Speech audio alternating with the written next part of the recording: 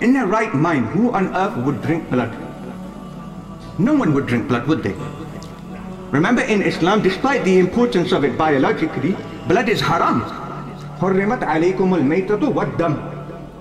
Allah subhanahu wa ta'ala has made it very clear that this is haram for you. Let alone drinking it, even if it falls onto your clothes, then you have to wash it before you perform salah. Listen to this report. Imam al-Bazzar, Abu Yala, Tabarani, Hakim, Baihaqi, Radiallahu'tala'anhum, they all report that Abd-Allah ibn Zubayr Radiallahu'tala'anhu, once he presented himself to our Prophet ﷺ just as he was finishing the Hijamah. When our Prophet ﷺ saw Abdullah ibn Zubayr, he said to him, Ya Abd-Allah, izhab bihadha ad-dam fa'ahrikhu haythu la yaraka ahad. Oh Abdullah, go away with this blood of mine and go and dispose of it in a place, in such a place that no one will know where it is. Keep it hidden from people. Dispose of it as secretly as possible so no one will have any traces as to where this blood is. What did Abdullah ibn Zubayr do? He did an act which is based not on the mind but with the heart now.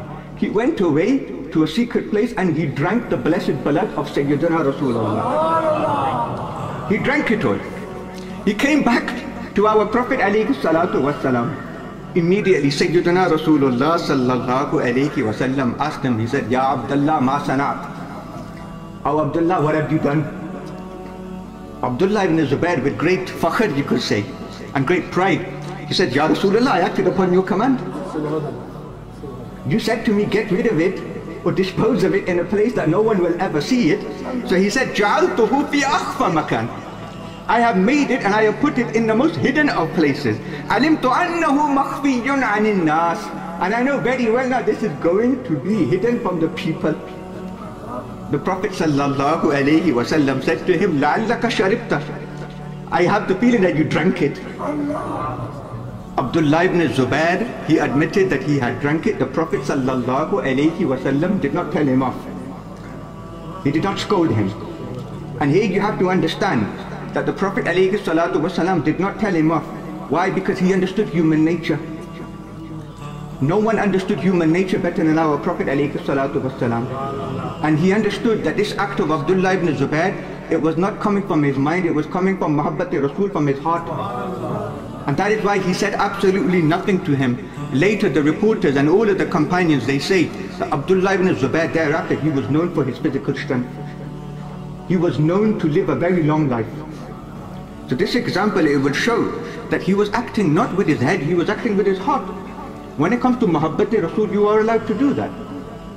Another simple example, and this is mentioned in Qazi Iyad al-Shifa, that there was an example of a woman from the Ansar who during the battle of Uhud learned that her father had passed away, her brother had passed away, her husband had passed away.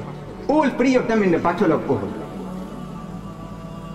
One death in the family is enough to bring a stream of emotions. Aqal says and your head dictates that she would have been very disappointed with that outcome.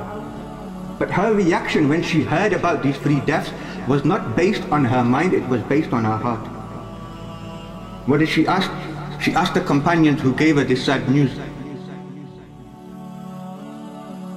She said that what has happened to Sayyiduna Rasulullah in this battle? Bikhair alhamdulillah. The companions said that he is fine alhamdulillah.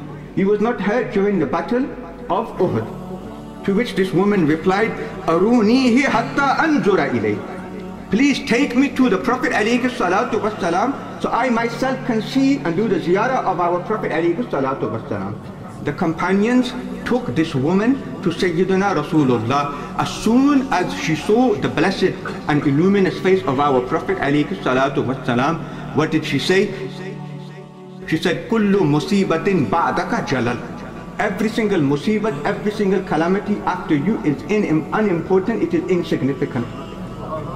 But once I have seen you, nothing else matters now.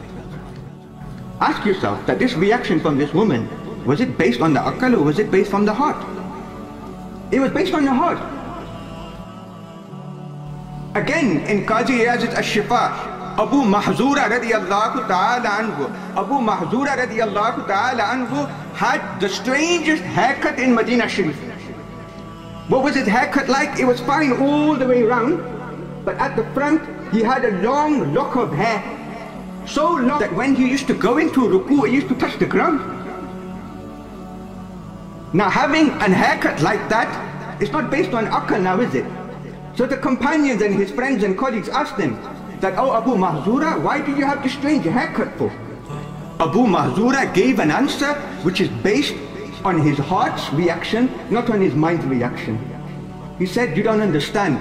Sayyiduna Rasulullah, my master and my beloved, he touched my front part of the head once. He put his blessed hands on the front part of my head.